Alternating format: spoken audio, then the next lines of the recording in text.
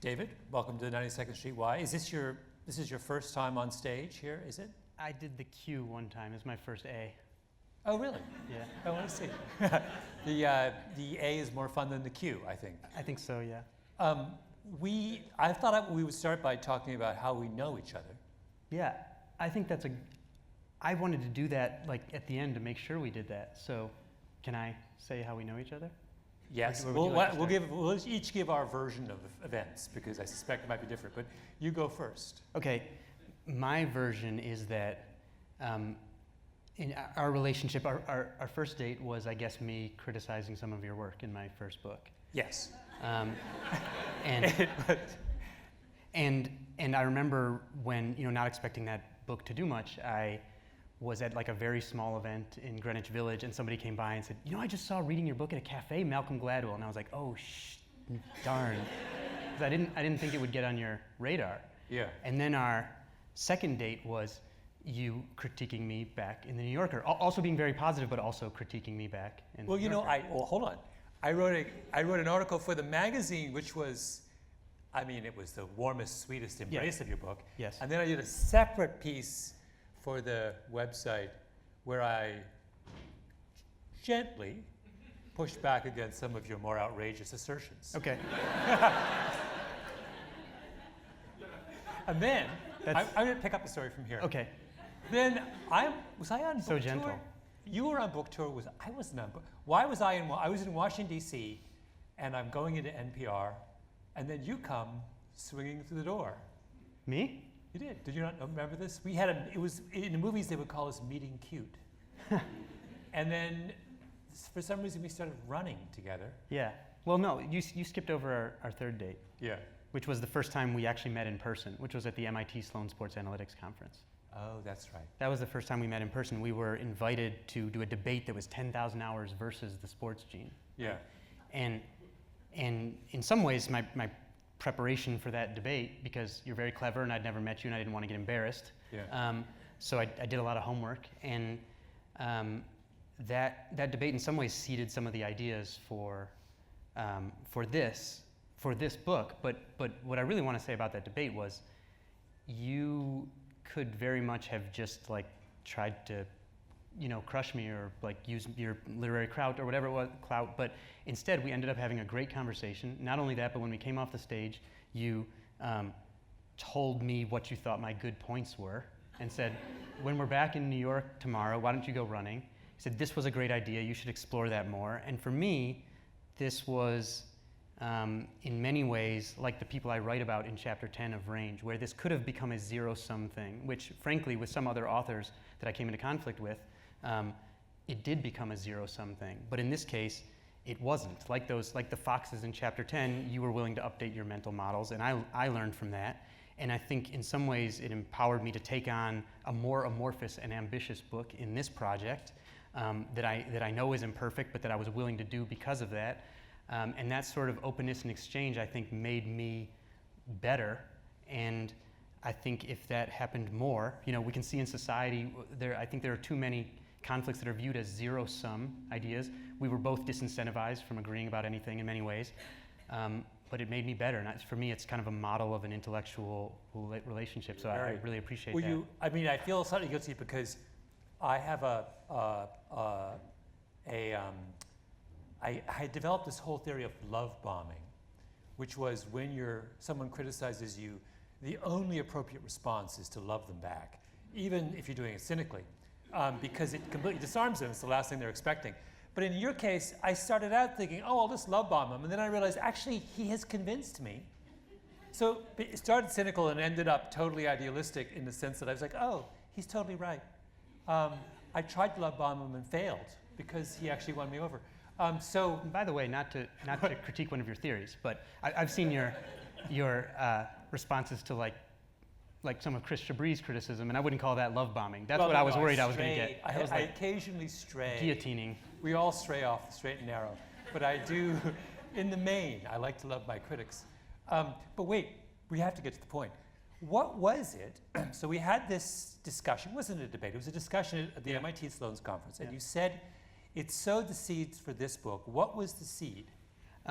So in trying to anticipate what I thought you would have to argue in this debate, I said, well, you'll have to argue in favor of early specialization in sports. And so I went and looked at all the research I could find about the development of athletes, and it showed that this pattern that athletes who go on to become elite have a sampling period where they play a broad range of sports. They gain these broad general skills that become a scaffolding for later skills. They learn about their interests, they learn about their abilities. They delay specializing until later than their peers who plateau at lower levels. And it's not even just a selection effect, because when you match kids in studies where they're matched for a certain ability level at a certain age and tracked, the ones who in a certain age do more variety of different sports improve more by time too, basically. And so I sort of brought that up. And in some ways that was incompatible with some aspects of the 10,000 hour theory. And so when we were walking up the stage, and we framed it as the Roger versus Tiger problem, right? So okay. Pause on that point. Okay. Build out Roger versus Tiger, because that's a beautifully simple way of illustrating this argument. Okay, so Tiger Woods, probably even for people who don't know his story, you've probably absorbed at least the gist of it, which is 7 months old, his father gives him a putter, not trying to train him to be a golfer, but just gives him a putter. He starts carrying it around in his baby walker. At 10 months, he starts imitating a swing. He was physically precocious. 2 years old, he's on national television. 2 years old, the CDC development benchmarks are stands on tiptoes and kicks a ball, and he went on television and showed his driving off in front of Bob Hope, basically. By 3, his father was media training him. At 4, he started hustling people, basically. He's famous as a teenager. By 21, he's the greatest golfer in the world. Roger Federer, maybe the most famous development story in the history of anything. Mm-hmm. Roger Federer, meanwhile, played about a dozen different skiing, skateboarding, badminton, tennis, basketball, soccer, all these things. Mother was a tennis coach, refused to coach him because he wouldn't return balls normally. She said it was no fun. When his coaches tried to bump him up a level, he declined because he just wanted to talk about pro wrestling with his friends after practice. When he finally got good enough to warrant an interview with a local newspaper, and the reporter asked him if he ever became a pro, what he would buy with his first paycheck, he said a Mercedes, and his mother was appalled and asked if she could hear the interview recording, and he had actually said "mehr CDs" in a Swiss-German accent. He just wanted more CDs. And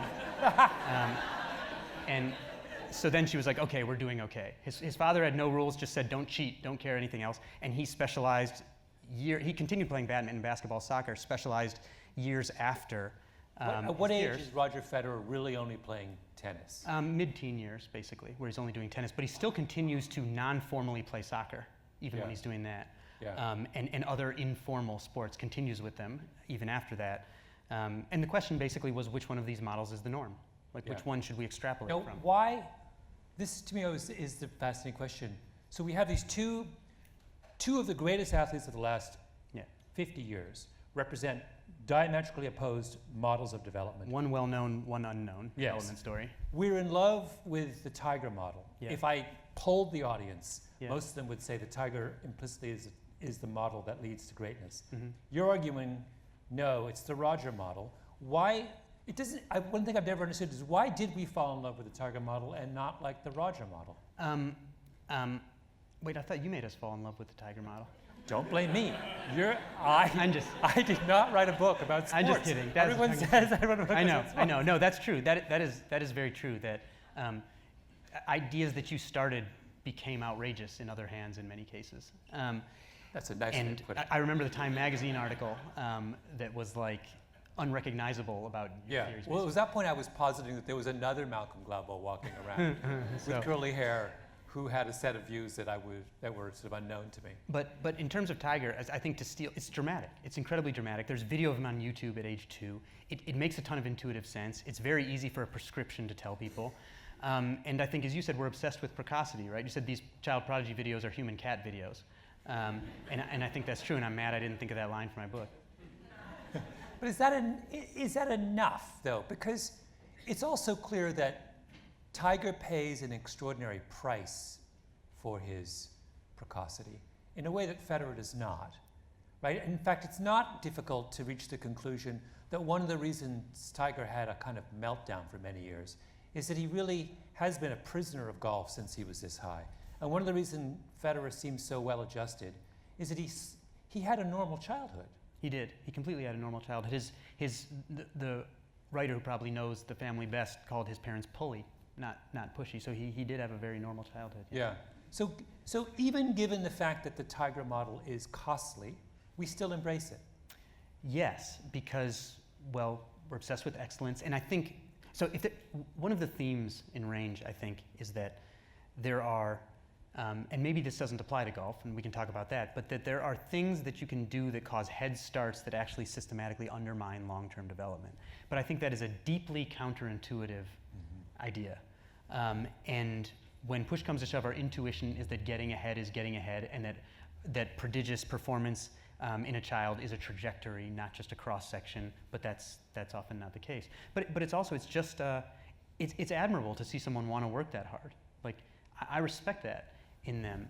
And it's intuitive that would work. But also that's, one of the reasons we do science is because our intuition can't always figure it out. So let's walk through the reasons why the Tiger model doesn't work. And as far as I can tell from reading your book, there's at least 3, if not more. But starting with walk us through the match argument, which is a really interesting one, which had never occurred to me. So match quality is this term that economists use to basically describe the degree of fit between an individual's abilities, their interests, and the work that they do. It turns out to be incredibly important for motivation, for their performance, right, and even their apparent grit. So you get good fit, and it'll look like grit when someone does something, when they're in something that fits correctly. And the problem is in sports selection, this dovetails with something you've written about, the earlier it goes, the less likely you optimize someone's match quality. So one of the things that happens when you delay matching is you give people a chance to get more signal about what they're good at, and they end up picking better matches for themselves, and not just in sports. So one of the other studies in Range looks at timing of specialization in higher education, and the question the economist asks is, who wins the trade-off, the early specializers or the late specializers? And what he finds is the early specializers do in fact jump out to an income lead after college, but by year 6, the later specializers who have picked a better match, have a faster growth rate, fly past them, and the early specializers start quitting in much higher numbers because, it's like if we treated those decisions the way we treated dating, we would never pressure people to settle down that quickly before they took some more data about things. And so to pause on this, because I think this is a crucial point, the parent who observes of their 6-year-old that, Lucy is really well coordinated and flexible. I want to make her a gymnast. Yeah.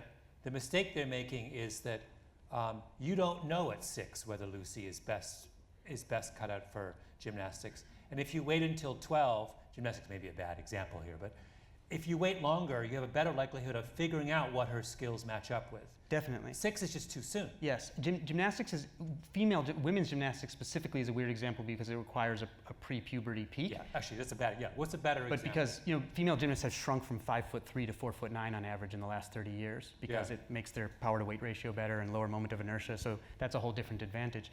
But you're absolutely right. So, and Tiger Woods, by the way, he said in 2000 his father never asked him to play golf. It was him asking his father to play. It was the child's interest that matters.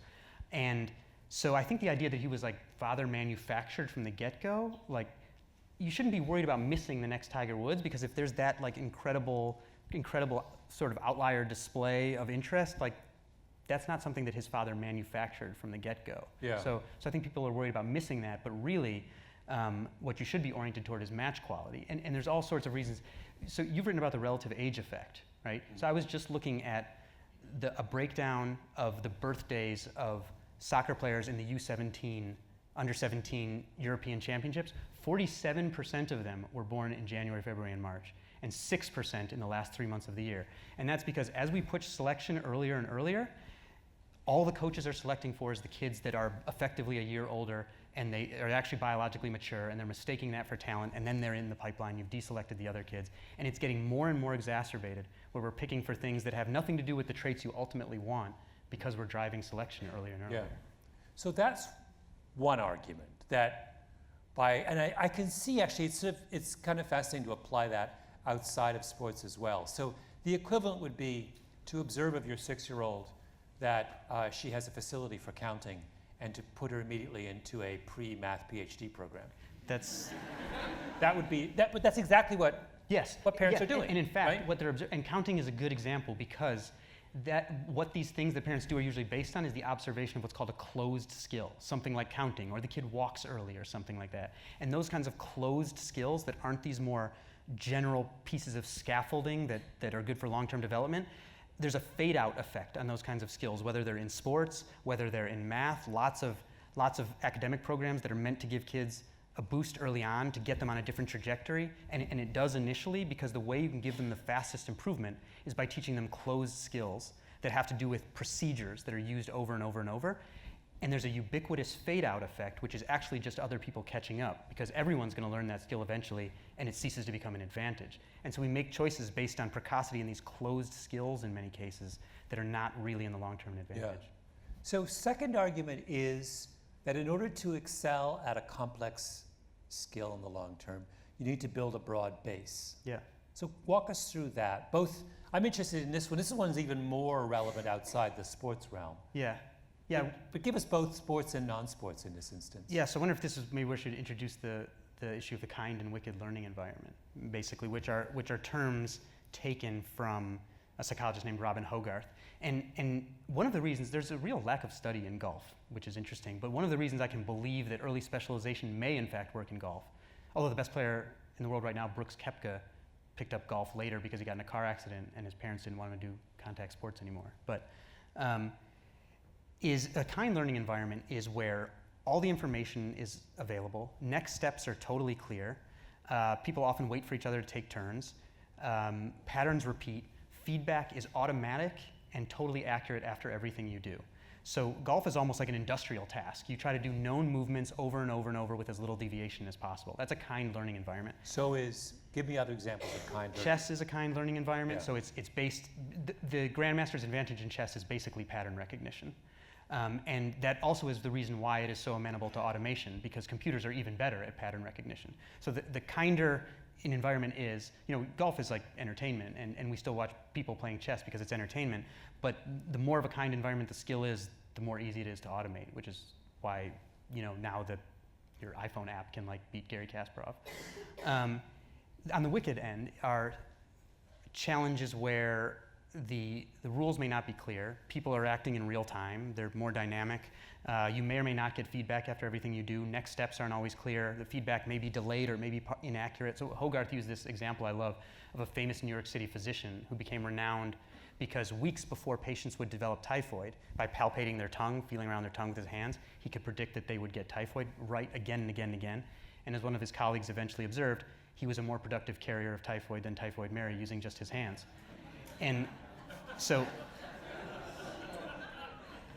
Yeah. that's a really wicked learning environment because the feedback, Yeah. wait, that wasn't even another joke. The feedback teaches exactly the wrong lesson. And so he gets famous for this feedback loop that teaches him the wrong lesson. Most environments aren't that wicked either. But the closer you are to the wicked end of the spectrum, the more you have to do what's called transfer, where you take knowledge and skills and have to apply them to situations you have never seen before. So this more repetitive using procedures knowledge then can become an impediment because you're stuck doing the same things when you really have to transfer to situations you haven't seen before. Starting a business would be wicked. Starting a business would be wicked, and I think that's one reason why, there was some recent research from LinkedIn that showed people who become successful executives, one of the best predictors is the number of job functions they've worked across within an industry.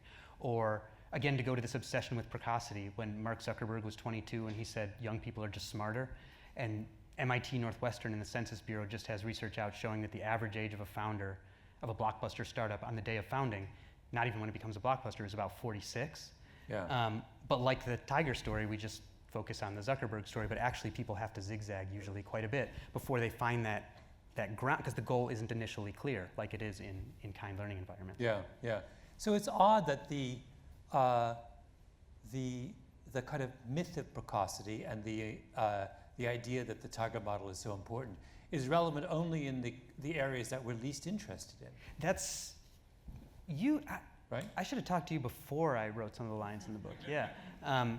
No, that's a very clever way to phrase it. And that's so one of the things that I was critiquing in Range was, books that we've both read sort of in the performance genre have used the Tiger model, is the most popular model from which to extrapolate to everything else in the world. Like literally, I think talent is overrated. The back cover says Tiger Woods, the Polgars, the chess family, and this is what works for anything that you care about. And in fact, it's that leap that is a problem. It may work in golf, but it's the extrapolation where we've made a mistake. Yeah, yeah. Let's talk a little bit about this this notion of in sports. So what's a good example of a wicked sport? I don't think any sports are that wicked. I think because they're all rule bound. So what Hogarth said is tennis is more wicked than golf. Yeah. Because tennis is dynamic. You have to use so-called anticipatory skills where the sport is actually happening too fast for you to react to. So you need to learn to pick up cues in a player's body and spin of the ball and things like that to act faster than you could otherwise. So it's much more dynamic. But it's still, and soccer, really one of the reasons why applying like Moneyball stuff to soccer has been so difficult because it's so fluid and the game changes so much that analytics hasn't made nearly as big an impact there as like baseball where something happens and it stops and something happens and it stops. And so analytics have made a much better impact. But Hogarth then says, what we're really mostly playing in the world, the things we most care about are Martian tennis, where you can see people doing something, but nobody's told you the rules. It's up to you to deduce them, and by the way, they can change at any time. And that's these other challenges that we mostly care about. What about, I was thinking that there's a third reason why you would want to take a generalist course as opposed to a specialization course, and that is that it is only through taking a generalist approach that you can have novel skills. Not only, but the chief reason you'd want to like. So I was thinking of this in basketball that, every now and again there's someone like Akeem Olajuwon or Steve Nash, these brilliant basketball players who have strong grounding in soccer. Yeah. And that's very rare among basketball players. But we say of those who come to basketball late from soccer that they have certain skills that are unusual. Yeah. Or at least they have developed certain skills much more than their peers. That's right. That come from soccer, and that is what gives them their special advantage, their comparative advantage. So it's quite conceivable that had he not played soccer, Steve Nash would not have been a superb NBA player, because what sets him apart as an NBA player is the fact he brings an unusual skill set. It just so happens that Yeah. I was emailing with Steve Nash about this last week. Canadian royalty. Are you Yes. serious? Yes. That's hilarious. And there was this HBO Real Sport segment about sport development in Norway, because like Norway blew everybody away in these last Winter Olympics, and it's all this unstructured stuff. They're not even allowed to have formal games until competitions until their sort of mid or later teen years. And Steve's a big soccer fan, and France, which just won the World Cup, overhauled its development pipeline starting decades ago to incorporate this. So a French young soccer player plays about half as many formal games as an American soccer player of the same age. And they have this saying, there's no remote control, meaning the coaches aren't even allowed to talk to them most of the time. They want to do this like free form, unstructured stuff. So I actually think so Steve Nash didn't even get a basketball until he was 13, by the way. And I like him as an example because he's relatively normal sized, like he's not that big. So let's pause. For those of you who don't know Steve, it occurs to me, I'm so deep inside Right. basketballness that I forget that other people are not. Right. Steve Nash is someone who sort of physically resembles me. Yeah. He and happens to be one of the 10 greatest point guards of the last 50 years. Two-time NBA MVP for sure. Oh yeah. Yeah. Oh, maybe one of the best. I mean, he's Three. a legendary basketball player, and he's a skinny guy from Canada. I mean, you could just the number of parallels Right. between him and me are astonishing. Right. This, right. This Venn diagram is you and Steve Nash alone. That's right. And he, also charming and well, but so go back to you were emailing with Steve. Oh yeah, and so we watched this Real Sports, and he's actually exploring starting an academy to incorporate these principles of unstructured play, because I think in some ways multi-sport is actually just a proxy for movement diversity, really. Mm-hmm. Because if you go around to Brazil, the kids aren't even playing soccer, they're playing futsal, this game that's like small ball stays on the ground, they'll play on a shape this size one day, sand one day, cobblestones the other day. So they're playing futsal, but it's really a different game all the time. It's different, involving different anticipatory skills. And so he's into this, and so he wants to start an academy because he realizes that his imprimatur, Steve Nash's name, will allow parents to say, okay, maybe we will do like what the science says we should do instead of going to early specialization. And Judy Murray, Andy and Jamie Murray's mother, has done the same thing in the UK, where she basically facilitates unstructured development and people send their kids to her camp. They won't let the kids do this stuff on their own, but if Judy Murray says it's okay, like then it's okay. Yeah, it gives them permission. Yeah. But this raises another thing that's wrong with early specialization, which again sounds like it's specific to sports, but applies. And I want to talk about this notion, and you pointed out that when you specialize early and you're doing the same repetitive movements over and over again, your risk of injury later in life starts to increase. Oh, yeah. So, but there's a beautiful parallel to this in non-sporting things, Yeah. which is this notion of burnout. Yeah. And I wonder whether that's not a really crucial, that somehow there is something about early specialization that leaches the joy out of an intellectual activity and limits it far too early. I think that's probably true for a lot of people. But by the way, I want to say one interesting thing about the injury issue, which is Cirque du Soleil, lots of Olympians, they, looking at this kind of, they have a ton of physiology data, decided to have their performers learn the basics of other performers' skills, not because they were going to perform them, but to see if it would make them more creative. And subjectively, they thought it did. But they measure their injury rates next to Canadian gymnastics and drop their injury rates by a third. Mm-hmm. So something about doing that makes people less fragile. And I have theories about what that is, but it doesn't matter. The fact is it works. But I think you're absolutely right. So like when I started, I had to write about music and range, of course, because it's probably the next domain that's most associated with early specialization. And when you look at those studies, the main reason that people, very promising musicians, quit is they report a mismatch between the instrument they play and the instrument they wanted to play. And if you look at the pattern of their development, they will usually, so the ones who go on to become the best typically have a sampling period, just like the athletes. So like even Yo-Yo Ma, who actually did focus very early, had a sampling period. He just went through it a heck of a lot quicker than most people do, because he didn't like the first two instruments that he was playing. And this, what the ones who go on to become exceptional, they early on spread their early practice across a larger number of instruments, whereas what it looks like for the ones who plateau at lower levels and or quit, they have this first instrument where they get tons of practice and someone kind of tells them, you can't switch now, you have a head start, you'll get behind. So it's, sunk cost fallacy kind of thing, and they end up quitting.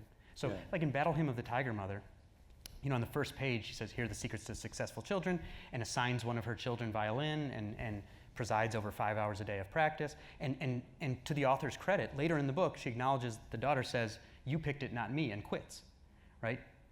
People, that part of the message didn't get as famous, but it is in the book.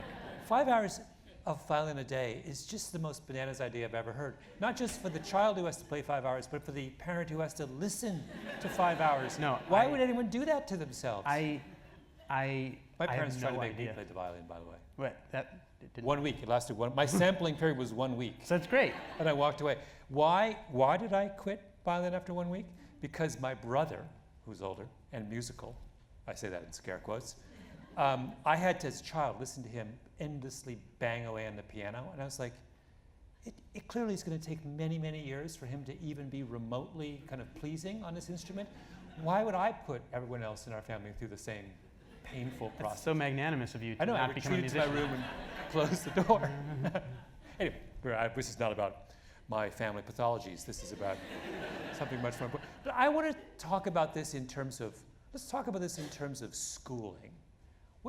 So if I make David Epstein czar of American schooling, let's leave sports aside for a while. Yeah. I would like you to redesign the curriculum of K through 12 to maximize people's development as human beings. Actually, not even K through 12, K through the end of college. Tell me what you would do in light of what you've learned from range. Geez, what a question. The first thing I would do is before I would just overhaul the system from the bottom, I would start with things that we actually could do at no cost today, which is, so chapter 4 is called Learning Fast and Slow, with apologies to Daniel Kahneman. And it details these really well-known findings in cognitive psychology about learning that, again, are deeply counterintuitive because they show that the quickest way to demonstrate progress actually undermines long-term progress. So probably the single most surprising study in the book to me was this one done at the Air Force Academy. I love this one. It's amazing. So, because you could never do this any other place, right? So you have an Air Force Academy that brings in, 1,000 students every year. They all have to take a sequence of 3 math courses, Calculus 1, Calculus 2, and they are randomized to professors for Calculus 1, re-randomized for Calculus 2, re-randomized again. And so you have this incredible experimental condition. And these researchers who wanted to see the impact of teaching in this incredible natural experiment. And so they followed thousands of students and 100 different professors, and what they found was that the students, so the students' characteristics coming in were evenly spread across classes. The students who overperformed compared to the ability they came in with, the most in Calculus 1, then systematically underperformed in all of the follow-on courses. The professor whose students did 6th best in Calculus 1 out of 100 and got the 7th best ratings from the students finished dead last in how his students' performance was in their follow-on math courses after that. There was almost an inverse relationship between how well students overperformed in Calculus 1 and how much they then underperformed in the follow-on courses, and between how well they rated that first professor. And it turned out what those professors were doing was they were teaching using procedures knowledge. They were teaching a narrow curriculum that worked really well for the Calculus 1 test, but did not set up these broad frameworks that allow you to scaffold later knowledge. And so, again, that's so deeply counterintuitive that you could do something that causes this kind of short-term progress. Everyone had to take the same test, of course, and somehow undermines long-term development. And so I think, you can kind of see where I'm getting at, this fact that the way we use testing as evaluation can be a real problem if you're incentivizing people to impart using procedures knowledge that can make kids do the best on the test, but is not the best for their long-term development. Yeah. So that's a problem. Testing is wonderful, but for learning. So there are 3, in that chapter, sort of 3 strategies: testing, interleaving, and spacing. Testing is just quiz yourself, right? You want to force someone to generate an answer before they know what they're doing, because it's the attempt to generate an answer that then primes your brain to remember something when you're told the answer. So you want to test before people are ready.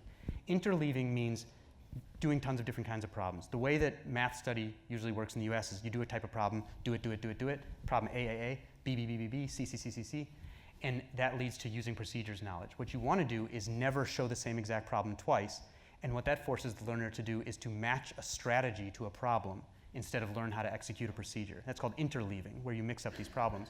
Third, spacing. You don't want to do, we usually do, you do one thing, you wait, and then you just move on to something else, whether this is school or professional development. What you really want to do is do something, do some other things, and then come back to that thing. And so you have this, you're repeatedly coming back to things. So a famous spacing study, Spanish vocabulary learners, they were taught, one group was taught 8 hours on one day, the other group 4 hours on day 1, 4 hours a month later, all same total training. 8 years later, when they were brought back, Group 2 remembered 250% more with no study in the interim, right? Same amount of study. So the first thing I would do is incorporate testing, spacing, testing for evaluation, testing not for evaluation, testing for learning before people are ready, spacing and interleaving in everything we do, because that's no-cost stuff that scaffolds learning in a totally different way, where you learn this knowledge. It's called making connections knowledge instead of procedure. Underneath all that is this really fundamental insight, which is that sometimes the very best teachers are those who disadvantage us in the short term. Yeah, yes. And I mean, that's one of the themes of the book, is that the things that you can do that look the best in the short term, in order to be, in your terms, in order to be the best at X, it seems intuitive that you should just start doing X as soon as possible, but that turns out not to be the right thing. More in a more conceptual level, if I were the school czar, I think there's something I talk about there's a section in the book where I talk about the Army and their failure to retain their most talented officers.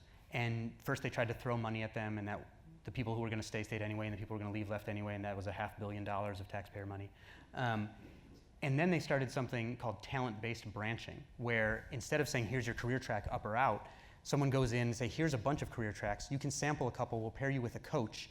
And after each one, they'll help you reflect on what you learned about your own abilities, what you learned about your own interests, and you'll keep triangulating until you get this better match. And I think I would take that conceptual approach to kind of everything, where you help people. One of my favorite quotes in the book is from Herminia Ibarra, who studies how people find careers that fit them. She says, we learn who we are in practice, not in theory. And what she means is, there's this whole industry that tells you can just introspect and decide who you are. But in fact, the only way we learn about ourselves and our options is by doing stuff and reflecting on it. So I think I would want to build that kind of talent-based branching where the teacher or coach is someone who helps a person reflect on what they've learned about their own abilities and interests from these multiple experiences. You know what the enemy of what you're describing is self-knowledge. I've always thought that self-knowledge was overrated. Why is it so important to know the kind of person you are? And what you're describing is the benefits of not knowing. So people who say, I'm not a math person, I'm very X or Y, are precisely the people who would object, or who would have a problem with the kind of course of action you're describing. Right. You're asking people to sample widely outside their areas of specialty, or their areas of interest, or their areas of, not interest, their areas of imagined interest and imagined specialty, right? On the grounds that they don't know what it is that they'll either thrive at or what they need to be good. Their insight into themselves is constrained by their roster of previous experiences, period. Yeah. And that's an important thing to know. And not only that, but this concept I write about, the end of history illusion, right? Which shows that at every time point in life, we realize we've changed a lot in the past. Our preferences, our values, what we think our strengths and weaknesses are, the friends we prefer, the things we like to do for fun. And at every time point, we then underestimate how much we will change in the future. We keep saying like, man, I changed a lot from these experiences there, but now I'm pretty much done. And we say that at every time point. So it leads to these really weird results. Like when people are asked how much they would pay to see their favorite band today, 10 years from now, the average answer is $129. And when they're asked how much they would pay, wait, that wasn't even a joke. When they're asked how much they would pay today to see their favorite band from 10 years ago, the average answer is $80. And so we really underestimate how much we change. So this idea that we come like fully formed with insight into ourselves is not supported by any of the work in this. You know what this reminds me of? In this season of my podcast, I have all these episodes about Jesuits. The theme is how to think like a Jesuit, because I love the way the Jesuits think. And the Jesuits had this really lovely notion. And by the way, if there's a Jesuit in the audience and I get this wrong, just raise your hand and correct me. I'm not a Jesuit. That's why I'm like. But they have a notion of what's called disordered attachments. And the idea, this is an idea from St. Ignatius, is that you cannot approach a problem if you're bringing with you attachments that get in the way of listening clearly, seeing the nature of So the guy I was talking to gave me this example of when he was a novice and you're supposed to be sent out to do your training. And he said to his senior, he said, I'll do anything you want. I'll go anywhere to do my training. Just don't send me to a hospital because I just can't stand the sight of blood. And the guy said, you're going to a hospital. And it's exactly your point, though.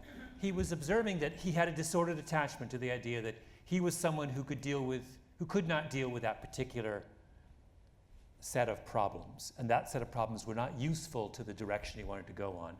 And the senior priest understood that, no, you're 25 years old. You can't have a self-definition that rules out this massive area of your presumed responsibility, which is people who are suffering, right? Who are physically suffering. I mean, especially at 25, right? The period of fastest personality change over your life is 18 to 28.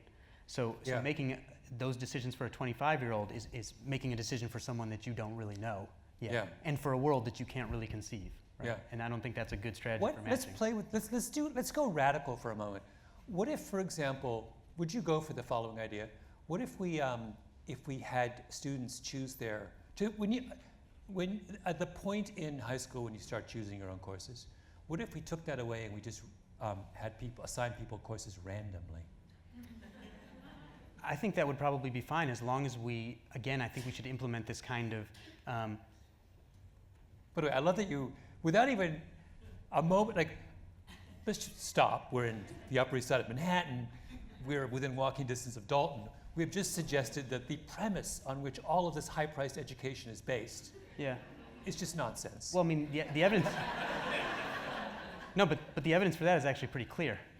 You're preaching to the choir. The school outcomes come from their selection of students and those students' others' background factors and things like that, not from the stuff they learn at the school. The equivalent would be a hospital that boasted of its success in curing people and only admitted the healthiest people. Right.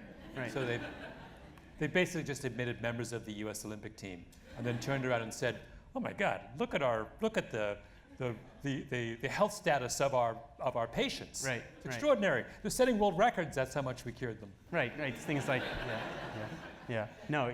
Wait. So let's play. So you're in favor of randomization, and what was your caveat? That I think, especially at those early ages, you just want to make sure anything they do. Like when I first started in training to be a scientist, when I did my first lab work, I thought, here's where I'm going to learn that this is what I want to do for the rest of my life. And I learned that maybe this wasn't what I wanted to do for the rest of my life. And I wasn't happy about that, but that was a very important signal to get. But I think you want to make sure that you help them maximize their learning from these experiences. And some people do that on their own, so-called self-regulatory learners. And the thing they do the most of is they stop and reflect. Mm-hmm. And so I think you want to help them and make sure that they're getting signal from whatever it is that they're doing. And I don't think you would lose much by randomizing anyway, because the fact is, like when Jim Flynn, who I think we both know, studied college students both in the UK and in the US, he found that the skills that they were able to use to get good grades at elite colleges had I think it was about a 0.03 correlation with their abilities on a test of critical thinking that really matters in the world. Mm-hmm. So we're clearly imbuing people with skills that are no good for critically analyzing the actual world. So I don't think you stand to lose very much in most cases. What about, this brings up a second notion, which is, does this argument suggest that you may learn more from situations where you are, relatively speaking, performing badly than situations where you're performing well? Well, so the cognitive... Or is there no relationship? No, I mean, the cognitive psychologist Nate Cornell would say if your difficulty is not a sign that you aren't learning, but ease is. And I think that's a good thing to keep in mind. If something is too easy, then maybe you like to do it, but that doesn't mean that you're not learning much, right? Like, you can go to the gym and lift the same weights the same number of times every day, and you won't slide backward, but you also won't cause adaptation. Yeah. And so no, I think there is something to that. So why then do we persist? What is the value of assigning grades to academic performance in high school? I assume part of the goal is to give people a sense of how they're doing, but if you really wanted to, what self-regulatory learners really need, who are the kind of the best learners, is very fast feedback. So when you actually give them a test and then show them the answers like weeks later, that's not good for learning. You would want to do it like right away, or work with them right away, not just give them the answer. But I think it's because we need a system that like sifts people for colleges, and gives them ostensibly it's to give them some kind of feedback about how they're doing and how their learning is. But I think but why can't that feedback be private? I don't know. I mean, I just started playing with it. It strikes me that the more you think about your argument, the more sort of subversive it becomes. Because if you really wanted to redesign an educational system from scratch based on these ideas, you really are sweeping away a whole lot of the kind of rituals that surround formal education. I think there are things that are done well in formal education too, I should say. By the way, so chapter 2 is about these steadily rising IQs across the world, and I think some of that has to do with things that are learned in school. In that sense, schools do quite a good job. That? You think Flynn Effect is, so the Flynn Effect is this observation that in the developed world at least, and also in parts of the non-developed world, IQs have been rising steadily over the last 100 years? No, 75 years? Yeah. I thought that was like, didn't Stephen Johnson famously argue it was video games? So it seems to be this, well, it's controversial, but it seems to be this more abstract thinking basically, because all the gains have been on the most abstract type of tests, like not the stuff that's taught in school. Yeah. So that's an argument that school hasn't helped, but it's like things like Raven's progressive matrices where you get these abstract designs and you have to fill in the missing one. So this was supposed to be the test that, like, if Martians landed, it could tell how smart they were. Mm-hmm. And in fact, it's the one that has had the most change. And so I don't think it's from things that are explicitly taught in school, but the way that we've learned to, as Flynn would say, look through scientific spectacles to do classification and abstraction. I don't think that's necessarily taught on purpose, but I do think it is ingrained in what happens in school. And I don't want to rag on schools too much, because I point out in the I point What's out stopping you? Well, I mean, this is the perfect place to rag on school, David. You have no. Well, but I do point out that everyone thinks that education has gotten worse since their day, right? But actually, so I put in range some questions from like the 60s that sixth graders would face. I thought everyone said now, education's got more expensive since their day. Higher education, I think, right? But so this would be like middle school education, basically. And there is, without question, middle schoolers have a better grasp of basic concepts than their forebears did, without question. But if you look at the test questions that test the same level in the 60s, it was like, rate times time problem, just apply it. And now it's like these complex word problems that require multiple steps. And so the challenge has gotten much harder because we're not training people to do repetitive tasks anymore because we're not in that same kind of industrial world. So school is actually doing better. It's just the challenge has outpaced that, I think. Yeah. In any case, the main thrust of your argument is not so much that what schools are doing is wrong, but that the techniques that students and parents use to navigate education are wrong. We're making we're just making the wrong choices within a school environment. That's really the kind of... Yeah, I mean, one program that I learned about while I was researching is called Career Academies, that targets kids who, are by traditional measures not really headed to college, and gives them some sort of vocational training, basically, or early exposure to types of work. And surprisingly, even when they often do not decide to go in to do anything with that career, they still do better overall, like income-wise, going to do something totally different. And I think a little bit of that has to do, again, they're getting more significant sort of signal about themselves and about match quality than you often do in traditional classes. Yeah. When is, speaking of match quality, presumably you can keep searching forever. I mean, I have no idea what I'm going to do when I grow up. I literally have no idea what I'm going to do now. Like, no idea.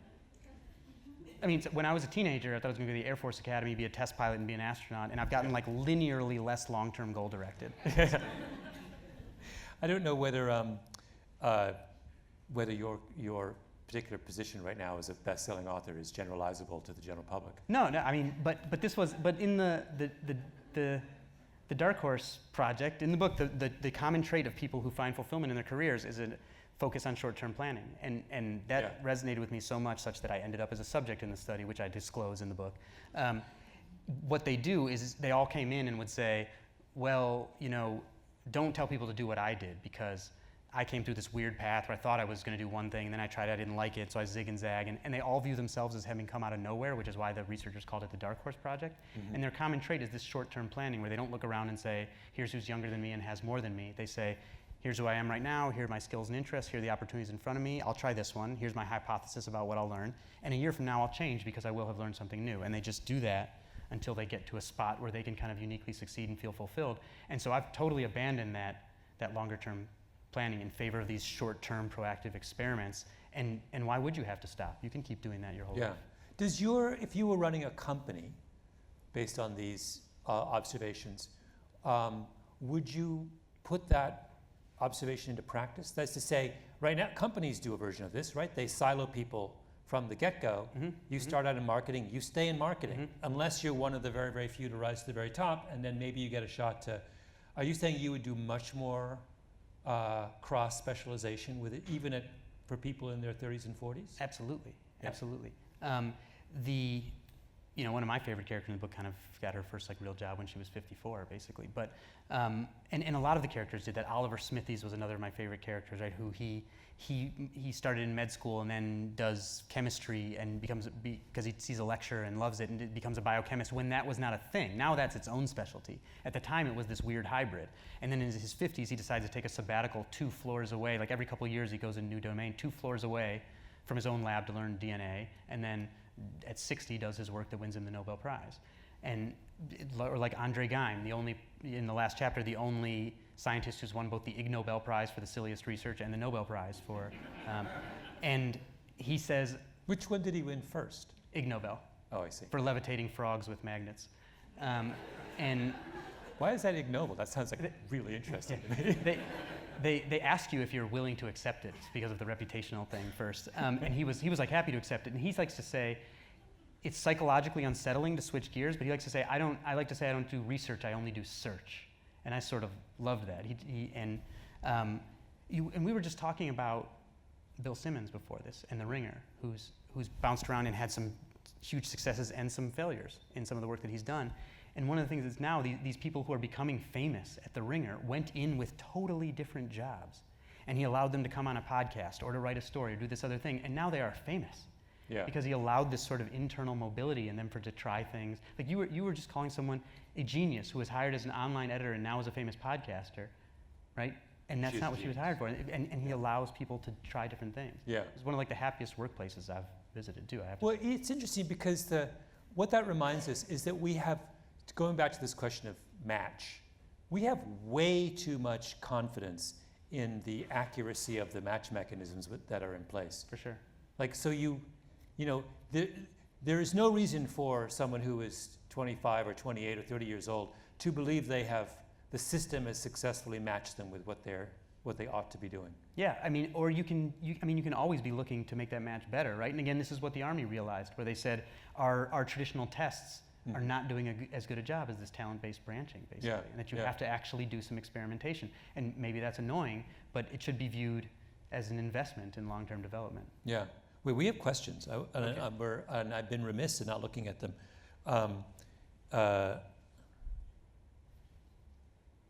Here's a good one that points out that there's a difference between the U.S. and the English educational systems, and to our credit, we generalize longer, and the Brits specialize earlier. Yes. So they must. Your argument would suggest they're paying a price for that. Correct. In fact, the economist who studied that got interested in it because he was going to go into the British school system. At the last minute, decided he wasn't sure what he was going to do, and decided to come into the U.S. school system instead, and that got him interested in studying specialization timing. So he looked at, for example, the school systems in England and Scotland, which are very similar except for specialization timing, where Scotland allows some more sampling. In England, mid-teen years, you already have to be like applying to programs in college. And he said, who wins this trade-off, the early or the late specializers? And what he found was it's usually the late specializers that, there's a million ways to get to performance, but that the late specializers have higher growth rates because they match better, and they end up quitting less because they match better. Do you think that is more of an issue with people of high ability? That is to say, do people of high ability require longer to find their match? I don't know. I think, I don't know the answer to that. I think you could make the argument that they have more options to choose from. So for example, like if you look at something like the study of mathematically precocious youth, which has these 5 cohorts that it started tracking from age 12. And so some of these people are middle-aged now. It takes these kids who have scored 800 on the SAT when they're 12 on the SAT math, and the girls who score 800 tend to also score like super high on the verbal. If you score high on one, you tend to score high on the other, but a lot of the girls who've scored 800 on math score very high on verbal, and they tend to have this wider variety of careers, whereas if some of the boys have this high ability tilt, then they'll go toward that tilt. But the people who are more even tend to have these more options, so they spread across this larger number of careers. Well, there's a lovely, if I'm remembering this research correctly, they make this lovely observation that boys define what they like as what they're good at, and girls don't. They separate those two traits. And this is why they were trying to understand why there were all these brilliant girls who were brilliant in science and math who were leaving science and math. And they thought they had scrubbed out all the bias and scrubbed out and they were still puzzled by this. And what they realized in the end was it was this difference in definition. It's a matching definition. Boys matched to things they were good at, thinking that correlated with what they would like. And girls never made that decision. And in many ways, the girl position is superior to the boy position, don't you think? Typical. Yeah. Hold on. How does being a generalist protect one against AI? Yeah, so that's kind of like the topic of the first chapter in some ways. So I think it's, and I didn't make this up, an AI researcher gave me this idea to think about AI on a spectrum from chess, where it's based on, there's a huge database of previous knowledge. There are very constrained rules, it's not changing. And so computers have made totally explosive exponential progress, done. To self-driving cars, where we've made huge progress and very constrained rules, but there are sometimes unfamiliar situations, and it turns out we were not as close, right? Like Elon Musk keeps pushing it out 2 years, every 2 years and 2 years, to when we're gonna have all the way to something like scientific research or cancer research, where IBM's Watson has been such a big flop that some of the AI researchers I talked to were worried that it would damage the reputation of AI in healthcare. And as one of the oncologists I quoted said, the reason Watson did well on Jeopardy and not in cancer research is because we know the answers to Jeopardy. And so I think in those challenges that are more repetitive, those are much more amenable to automation. Or if you look at things like James Beson's work, a good example is the ATM. When that came in, it was supposed to obviate bank tellers. And in fact, it caused more bank tellers because it made every branch cheaper. And so banks could open more branches and they could hire more tellers overall. But it totally changed the job from someone who had these very specific procedural skills that had to do with transactions to someone who has this much more amorphous human behavior, marketing, customer service kind of orientation, to these much more sort of softer skills. And even where AI is really good, like in chess. I mean, it was Garry Kasparov who recognized when he played Deep Blue Moravic's paradox, this idea that humans and computers have opposite strengths and weaknesses. And he realized the computer was far superior at tactics, which is patterns. That's most of chess, and grandmasters pattern study is their advantage. But humans are good at strategy, this bigger picture planning of how to manage the little battles to win the war. And so some of his efforts led to this freestyle chess tournament where humans could play with computers or whatever they wanted. And a couple of amateur humans with normal laptops beat the best humans, they beat the best computers, and they beat the best grandmasters with the best computers, these so-called centaur teams. These were people who were moderate amateur chess players who knew something about computer search, who could handle a lot of flowing information. So suddenly, overnight, this stuff that Kasparov has spent his life learning is outsourced to the computer, and he's no longer the best. Where when the humans are doing the thing that humans are uniquely good at. Yeah. By the way, parenthetically, I've never understood why people got so worked up about the fact that a computer could beat a human in chess. It's like getting worked up about the fact that a car can beat a human in a race. Well, it's like, yeah, it's a car. I mean, why we have races because we race people who are like ourselves, right? You don't race a car normally because it's in a different class, has an engine, uses gasoline. Speak for yourself. So, and then in chess, they're like, they import not just a different species, but an actual, a machine. And they're like, whoa, the machine can beat me. Well, I mean, it's just crazy. It was IBM marketing. It was actually, I think this was at IBM. We're almost out of time, but we have about a few more minutes. What has been, your book has been out for how many days? Two. But I guess if you count today, 3? You're too modest to say this. It's everywhere and having this kind of sensational effect. And when David and I did a similar kind of thing back in March. Sports-centric, though, only sports. And I have to say, as you were describing this idea to a room full of, it was at this sports nerd conference called Sloan, and there was like 2,000 nerds. And they were so riveted, you could have heard a pin drop as you were explaining this. There is something about this idea that seems to grab people by the lapels. Why do you think everyone is so kind of powerfully attracted to this argument? I think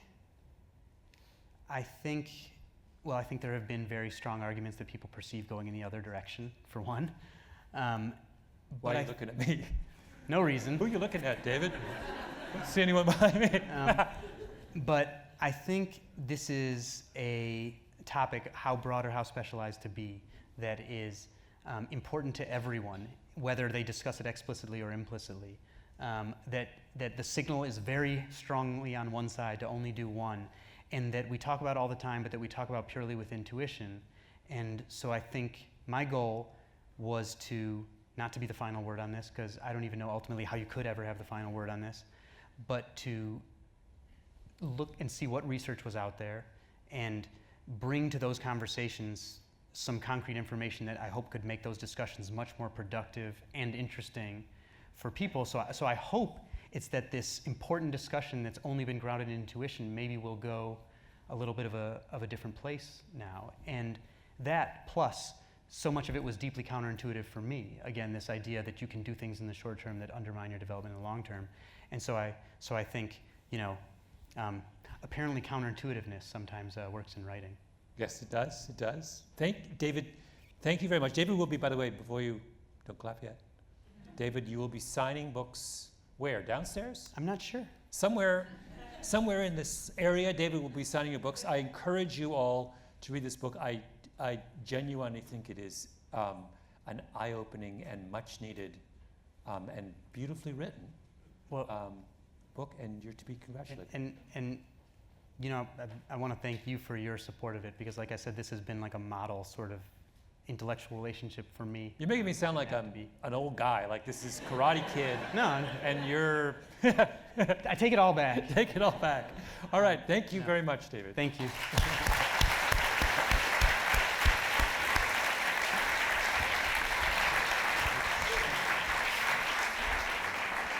Thank you.